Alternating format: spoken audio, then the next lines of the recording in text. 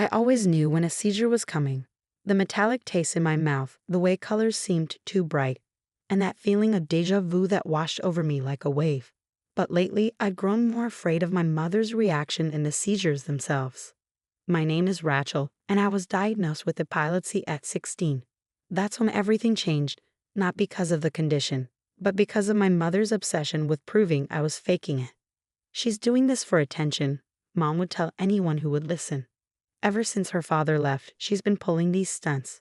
That particular Tuesday in March started like any other. I was sitting in the hospital's waiting room for my regular neurology appointment, my mother scrolling through her phone beside me. The familiar aura started creeping in.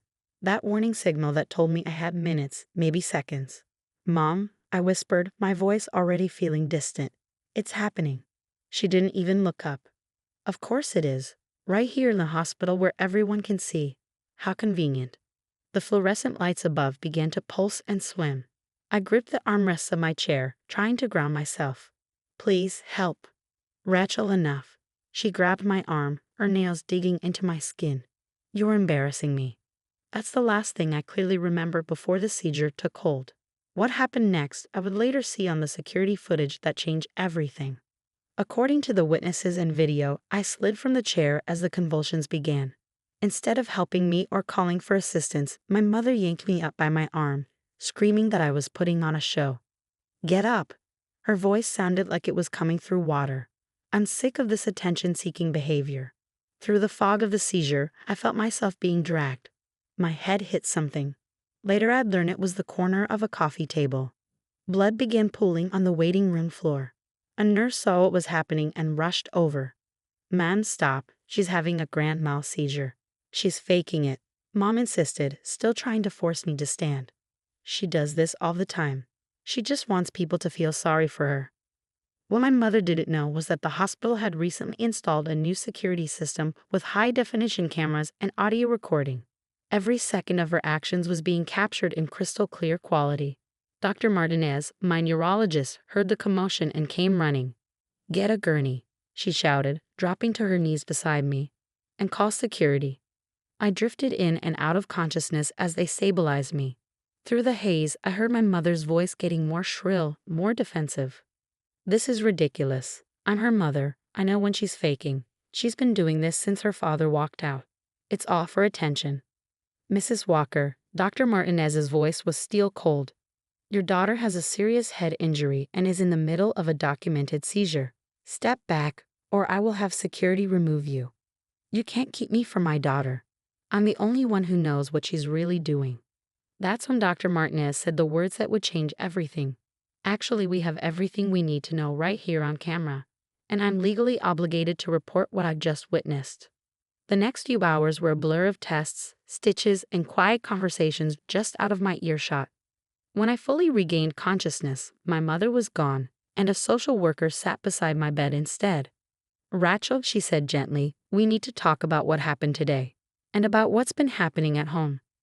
I looked at the bandage on my arm where Mom's nails had broken the skin, at the IV delivering anti-seizure medication, and at the concerned faces of the hospital staff.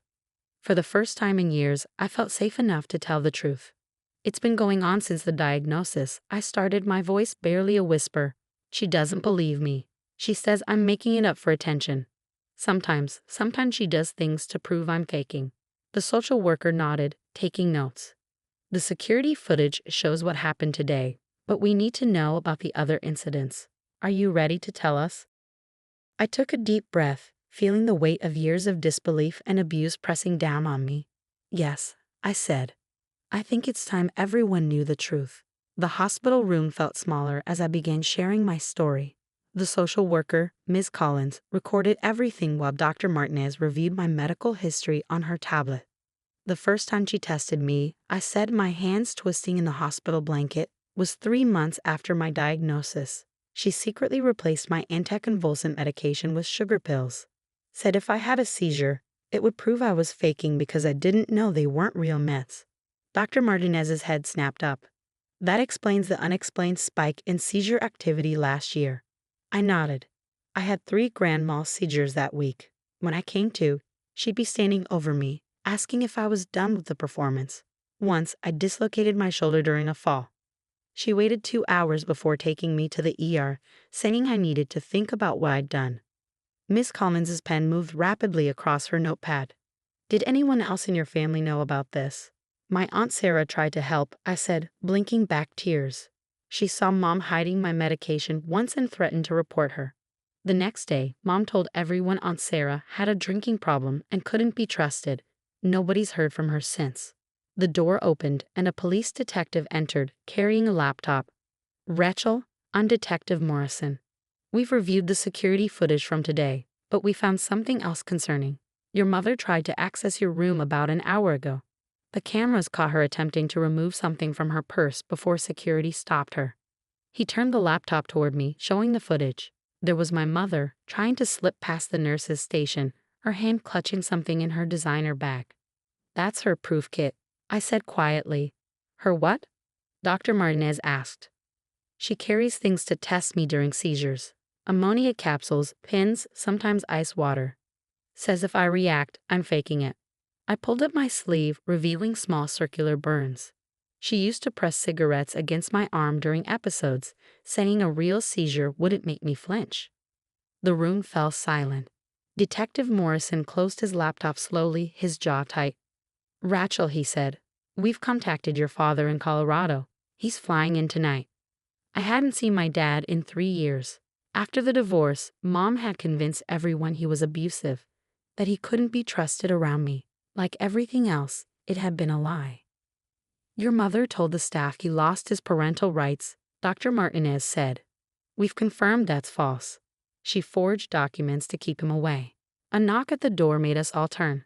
A nurse entered with a tablet. Dr. Martinez, the results from the talk screen are in, and you need to see this. The doctor took the tablet, her expression darkening as she read. Rachel, your blood shows traces of multiple substances that aren't prescribed to you. Sedatives, anti-anxiety medications. She said they were vitamins, I whispered. Every morning with breakfast. Said they'd help with my attention-seeking behavior. Detective Morrison was already on his phone. I need a warrant issued immediately. And send a unit to 1847 Maple Street. We need to search that house. The next few hours were a whirlwind of activity. More police, more doctors, more questions. They photographed my burns, documented old injuries, took statements about years of medical manipulation. Around midnight, I heard a familiar voice in the hallway, my father's. He burst into the room, his face pale and drawn. 3 years older, but still the dad who used to hold me through the worst seizures, who never once doubted me. Rachel, he choked out, rushing to my bedside. Oh God, baby, I'm so sorry. I should have fought harder. Should have known something was wrong when she wouldn't let me talk to you. I fell into his arms, sobbing. She said you didn't want me anymore, that you called me crazy, like her sister. Never, he whispered fiercely. I've been fighting for you every day. Your Aunt Sarah, too, she's been helping me try to prove something was wrong. Miss Collins cleared her throat gently. Mr. Kennedy will need to discuss temporary custody arrangements, given the circumstances and the pending charges. Charges? I looked up. Detective Morrison nodded grimly. Medical abuse, child endangerment, assault, falsifying documents, administering unauthorized substances. Your mother's going to face serious consequences. The security footage alone. I closed my eyes, feeling the weight of years of gaslighting and abuse finally lifting. My father's hand was warm in mine, real and solid and safe. What happens now? I asked. Now, Dr. Martinez said firmly, you focus on healing, both physically and emotionally. We'll adjust your medication, your real medication, and start fresh. With doctors who believe you, family who supports you, and a mother who can never hurt you again. For the first time in years, I felt the knot in my chest begin to loosen. The security cameras hadn't just caught my mother's actions. They captured my liberation. 6 months after the hospital incident, I sat in a courtroom watching my mother being led away in handcuffs. She turned to look at me one last time, her face a mask of betrayal and anger. Even now, she believed she was the victim. The evidence against her had been overwhelming. The search of our house revealed years of hidden journals detailing her tests and interventions. A methodical record of abuse disguised as maternal concern. They found stockpiles of medications she'd withheld, videos she'd recorded of my seizures while refusing to help, and correspondence with online groups that encouraged her behavior. 8 years, the judge had pronounced, with mandatory psychiatric evaluation and treatment. My father squeezed my hand as we left the courthouse. Aunt Sarah walked on my other side, her sobriety medallion catching the sunlight. Another of Mom's lies exposed. Sarah had never had a drinking problem. "You did it, sweetheart," Dad said proudly. "You stood up and told the truth." The truth had been harder and easier than I'd expected. Harder because facing the full scope of Mom's abuse meant acknowledging how much of my life had been built on lies. Easier because once I started speaking, the words wouldn't stop. My new neurologist, Dr. Chen, had helped piece together the medical timeline. Years of intentionally triggering seizures had caused real damage. The unnecessary medications Mom had forced on me had complicated my condition. But with proper treatment, I was finally gaining control. 3 months seizure-free, I said, touching the medical alert bracelet I now wore proudly instead of hiding it, as Mom had insisted. Dr. Chen says if we maintain the current medication schedule, I might be able to start driving next year. Sarah smiled. "And how's the support group going?" I joined a group for survivors of medical abuse, discovering I wasn't alone. There were others whose parents had manipulated their illnesses, fabricated symptoms, or denied real conditions. We were healing together. It helps, I admitted, especially now that I'm getting ready for college. That was my newest victory. With my seizures properly controlled and my mother's financial abuse exposed, I qualified for multiple scholarships. In the fall, I'd be starting pre-med classes. "Your mother's insurance finally paid up too," Dad mentioned as we reached the car. The claims she blocked all those years. The insurance investigation had revealed how Mom had systematically denied coverage for my epilepsy treatments while submitting claims for unnecessary procedures she demanded. The settlement would cover my medical expenses for years. Back at Dad and Sarah's house, my home now, I went to my room to change. The walls were painted in calm blues and greens, no more of the stark white Mom had insisted would show if I was faking a fall. My medication sat openly on my nightstand, not hidden away like a shameful secret.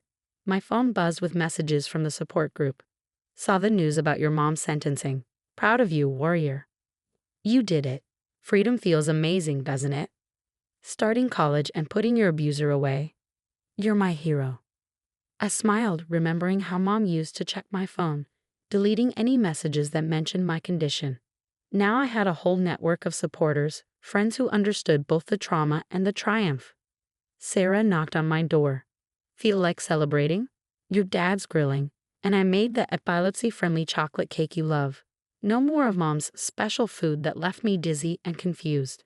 No more meals withheld as punishment for attention-seeking seizures." "Be right there," I called, changing into comfortable clothes. Through my window, I could see Dad at the grill, talking with Dr. Martinez, who'd come to celebrate with us.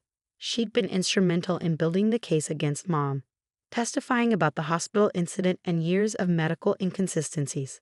My phone buzzed again, a reminder for my evening medication. I took it without hesitation, no longer hearing Mom's voice calling me weak or dramatic. My condition wasn't a character flaw or a bid for attention. It was just part of me finally being properly treated. On my desk sat my acceptance letter to medical school, next to a photo of me with my support group. Below them was a newspaper clipping about the case.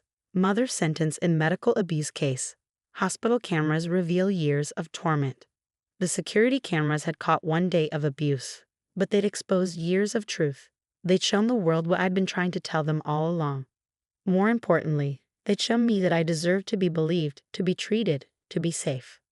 As I headed downstairs to join my real family, the ones who supported my health instead of sabotaging it, I touched my medical alert bracelet again.